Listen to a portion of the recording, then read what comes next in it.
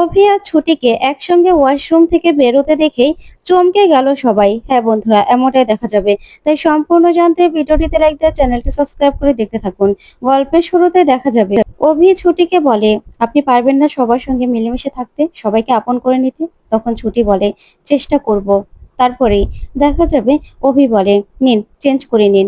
তখনই ছুটি অবাক হয়ে মনে মনে ভাবে, এই লোকটা কি কিছুই বুঝতে পারে না? বললেই হলো যে চেঞ্জ করে নিন, কোথায় চেঞ্জ করব? তখনই এই কথা শুনে অভি বলে, কিছু বললেন? তখন ছুটি বলে, না না, কিছু বলিনি। তখন অভি বলে, যান ওয়াশরুমে গিয়ে চেঞ্জটা করে নিন।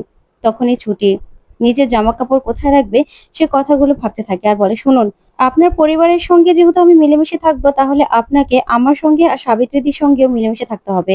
তখনই অভি বলে, না না না, ওই সাবিত্রীদির কথা একদম বলবেন না। ওই মহিলা তো একদমই অন্যরকম, তার সঙ্গে আমি কিছুতে ভাব করতে পারবো না। তখন ছুটি বলে, ঠিক আছে, করতে হবে না আপনাকে। তারপরে এই বলেই ছুটি যখন ওয়াশরুমে যায়, তখন সেখান থেকেই পা পিছলে এসেই অভির গায়ের উপর পড়ে যায়। তখন তো অভি ছুটিকে দেখতে থাকে আর ছুটিও অভিকে। তারপর অভি উঠেই বলে, কি অবস্থা বলুন তো, আমার কি লজ্জা শরম নেই? আমি ছেলে বলে কি আমার লজ্জা থাকতে পারে না? আমি খালি গিয়েছিলাম, আপনি কি করে আমার উপরে পড়ে গেলেন বলুন তো? তখন ছুটি বলে, আমি কি করে বুঝবো যে আপনি আপনি রুমের মধ্যে এরকম উদুম গায়ে ঘোরাফেরা করছেন? আমি তো বুঝতেই পারছি না। তখন অভি বলে, এটা আমার রুম, আমার রুমে আমি কি করব না করবো সেটা আমি ঠিক করব, বুঝতে পেরেছেন? তখনই ছুটি এই কথা শুনে খুব কষ্ট পায় আর কাঁদতে থাকে। তখন অভি সেটা বুঝতে পারে, বুঝেই ছুটির দিকে তাকায়। তখন ছুটি বলে, ও, আপনিও সবার মতো তাই তো? ভাবছেন এটা আপনার রুম, আপনার একার রুম। আমি এখানে এভাবেই চলে আসলাম। আসলে আমার না কিছু করার ছিল না, বিয়েটা করা ছাড়া আমার কোনো উপায় ছিল না, সেই জন্য আমাকে এখানে আসতে হয়েছে। না হলে আপনার রুমে আমার দখল নেওয়ার কোনো দরকারই ছিল না। তখন অভি এসে ছুটিকে বলে, সরি, আমার ভুল হয়ে গেছে, আমি ওরকম ভাবে বলতে চাইনি। ঠিকই তো, আপনি যখন এখানে আছেন, আপনাকেও তো এখানে সবকিছু ভাগাভাগি করে নিতে হবে। তারপরে অভি আলমারির কাছে ছুটিকে ডাকতে থাকে, কিন্তু ছুটি না গেলে অভি বলে, জানেন তো, রিহান যখন আমার কথা না শুনে না, রিহানের কান ধরে আমি নিয়ে যাই। তখন ছুটি ভয় পেয়ে আলমারির কাছে আসে। তারপরে অভি আলমারি খুলে বলে, নিন, এক পাশটাতে আপনি নিজের জামা কাপড়গুলো গুছিয়ে রাখবেন, ঠিক আছে? তারপরে ছুটি বলে, হ্যাঁ, রাখবো তো, কিন্তু আপনি এবার বাইরে যান তো, আমি ওয়াশরুমে গিয়ে জামাকাপড় পাল্টাতে পারবো না, আপনি যান। তখনই অভি বলে, কি বলছেন বলুন তো, আপনার মাথা ঠিক আছে? আমি এখন বাইরে যেতে পারবো না। তখন ছুটি বলে, এটা কেমন কথা? আপনি বাইরে না গেলে আমি জামা কাপড়গুলো পাল্টাবো কি করে? আমার জামা কাপড় পাল্টাতে হবে, আমি কি এই এক শাড়ি পরেই থাকবো নাকি? তখন অভি বলে, আমি বাইরে গেলে সবাই কি ভাববে আপনি বুঝতে পারছেন না? তাহলে কেন বলছেন? তখন ছুটি বলে, বেশ, আপনি বাইরে না যেতে পারবেন, তাহলে ওয়াশরুমে যান না। তখন অভিকে মোবাইলটা ধরিয়ে দিয়ে ওয়াশরুমে যেতে বলে অভি ছুটি, আর বলে, যান, আপনি ওয়াশরুমে গিয়ে বসে থাকুন, আমার জামা কাপড় পাল্টানো হয়ে গেলেই তারপরেই আপনাকে আমি বের করে আনবো। তখন অভি বলে, না না, এটা হতে পারে না। তখন ছুটি জোর করে অভিকে ওয়াশরুমের মধ্যে ঢুকিয়ে দেয় আর বলে, আমি বাইরে থেকে দরজাটা লাগিয়ে দিয়েছি, এবার যতক্ষণ না আমার কাজ হচ্ছে ততক্ষণ আপনি ভিতরেই থাকবেন। তখন অভি বলে, এটা কোন বাড়াবাড়ি হচ্ছে বলুন তো, দরজাটা খুলুন, না হলে কিন্তু খুব খারাপ হয়ে যাবে। তখন ছুটি বলে, চিৎকার করবেন না, একদম চুপ করে দাঁড়িয়ে থাকুন, একদম বেশি চালাকি করার চেষ্টা করলে না খবর আছে। আমি এখন আমি জামা কাপড়গুলো পাল্টাবো। এই বলে ছুটি সেখান থেকে সরে যায়। ওইদিকে দেখা যাবে অভির মা বরণডালা নিয়ে নেয়। তখন ঠাম্মি বলে, বৌমা, তুমি কি এখন মেয়েটাকে মেনে নিচ্ছ? তখন অভির মা বলে, দেখুন মা, আমার ছেলে মেয়েটাকে ভালোবেসে বিয়ে করে এনেছে, তাহলে আমাকে তো মানতে হবে। তখন ঠাম্মি বলে, তুমি কি বোঝো বলো তো? তারপরে দেখা যাবে অভির বাবা বলে, শতরূপা, তোমার সঙ্গে মায়ের বন্ডিং সব থেকে ভালো, মা তোমাকে সব থেকে বেশি ভালোবাসে, সেই জন্য তুমি কিন্তু এরকম সবকিছু চাপিয়ে দিতে পারো না। তখন অভির মা বলে, দেখো, আমিও তো এবারই বউ, আমারও তো কিছু দায়িত্ব আছে। মেয়েটাকে যখন বরণ করে এ বাড়িতে ঢুকানো হয়েছে, তাহলে মেয়েটার সঙ্গে আমাদের মঙ্গল অমঙ্গল সব জড়িয়ে আছে। তখনই ঠাম্মি বলে, আচ্ছা বৌমা, তুই কি বলতে চাইছো বলো তো? তুমি ভেবো না তোমাকে আমি ভালোবাসি বলেই ওই মেয়েটাকে আমি মেনে নেব, কিছুতেই মেনে নেব না। তখন অভির মা বলে, মা, মানুন বা না মানুন, আমার অভি যাকে বিয়ে করবে তাকেই তো আপনি বৌমা হিসেবে মেনে নিতে বলেছেন, তাহলে এখন কেন আপনি আপত্তি করছেন? এই মেয়েটা যে অভির বউ হবে সেটা তো আমি জানতাম না। আমার ছেলে ছুটিকে ভালোবেসে বিয়ে করে এনেছে, নিশ্চয় ছুটির মধ্যে এমন কিছু আছে যার জন্য আমার ছেলে ভালোবাসতে পেরেছে।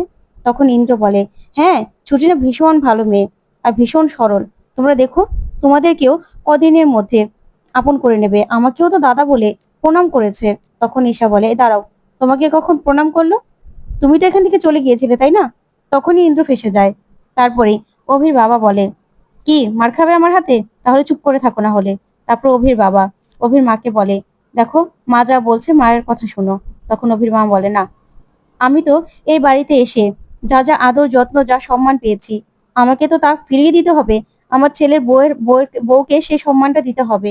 তাহলে আমি কেন সেই সব কিছু থেকে বঞ্চিত হব বলো তো? আর তাছাড়া আমার ছেলের বউকে তো আমাকে মানতেই হবে, আর বাকি রিচুয়ালস গুলো পালন করতে হবে। তখন ঠাম্মি বলে, বেশ, তুমি আমার কথা শুনবে না তো? তখন অভির মা বলে, কি করে শুনবো মা বলুন তো? আপনিই তো আমাকে বলেছিলেন যে এই বাড়িতে যে বউ হয়ে আসবে তাকে যেন আমি আপন করে নেই। তারপরে ঠাম্মি রেগে সেখান থেকে চলে গেলে অভি বাবা বলে, নাও, এবার শান্তি হলে তো? মা তো চলে গেল। তখন অভির মা বলে, আমি অত কিছু জানি না, শিখা, যা তো, যা, ওদের দুজনকে নিচে আসতে বল। তখনই শিখাকে পাঠিয়ে দেয় অভির মা। ওইদিকে দেখা যাবে ছুটি বলে, একটু আরাম করে বসি। ওইদিকে অভি বলে, আমাকে ওয়াশরুমে বন্ধ করে দিয়ে আপনি খাটের উপর পা তুলে বসে আছেন? তখনই ছুটি বলে, এই, আপনি জানলেন কি করে বলুন তো? ওয়াশরুমের ভিতরে থেকে আপনি আর কি কি দেখছেন বলুন তো? তখনই অভি বলে, দেখুন বড্ড বাড়াবাড়ি হচ্ছে। ওইদিকে ছুটি চেঞ্জ করে নেয়। তখনই শিখা আসে আর বলে, আসবো? তখন শিখাকে দেখে ছুটি চমকে যার বলে, এখানে তুমি? তখন শিখা বলে, তোমাকে না নিচে ডাকছে, বুঝতে পেরেছো? চলো। তখনই ছুটি বলে, কেন, আমাকে কি কেউ মারবে না বকবে? তখন শিখা বলে, না না, মারলে বকলে কেউ এভাবে ধরে নিয়ে যায় নাকি? লাঠি নিয়েই তো তেড়ে আসতো। অভি দাদাবাবু কোথায়?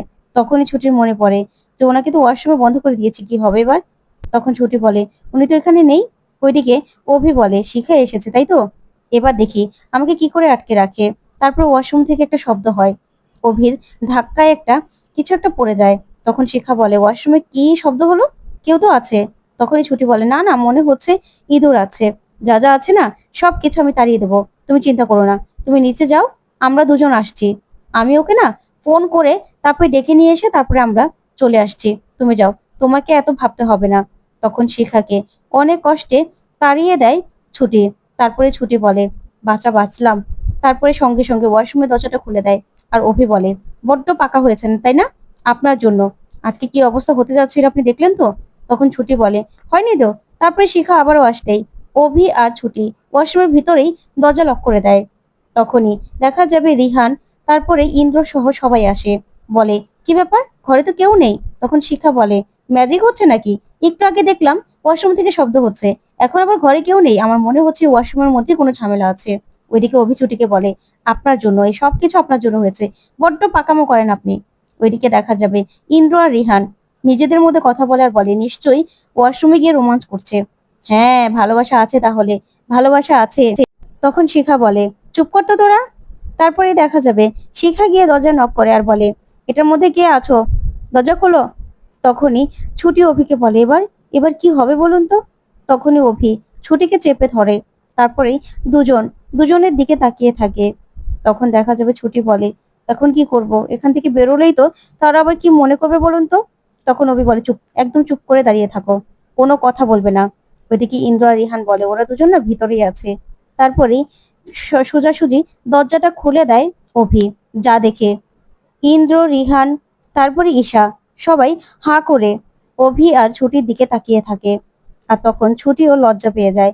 তো বন্ধুরা, কেমন লাগলো আজকের আপডেট কমেন্ট করে জানাতে ভুলবে না। ধন্যবাদ।